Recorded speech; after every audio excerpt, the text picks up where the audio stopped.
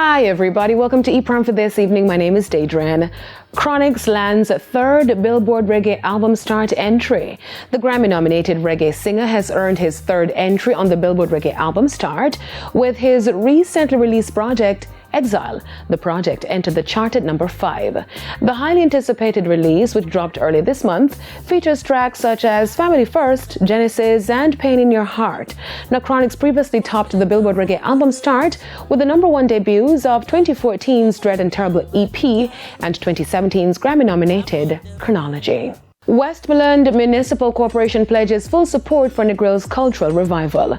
According to the Jamaica Information Service, Mayor of Savannah Lamar, Councillor Danry Delancey, has pledged his full support of the Westmoreland Municipal Corporation to help strengthen Negrill's entertainment sector.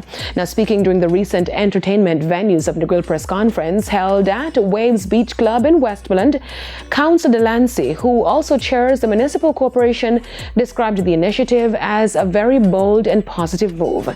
He assured stakeholders that the corporation, in partnership with the police, would work to expedite approvals for entertainment events. Highlighting the value of collaboration, Councillor Delancey noted that this has really brought on board all possible stakeholders who have a role to play in ensuring that Negrill at least gets back to the vibrancy it once had. The press conference, held under the theme Reimagining Negrill, Roots, Culture, Irie Vibes, brought together key representatives of Negrill's tourism, entertainment, and public sectors.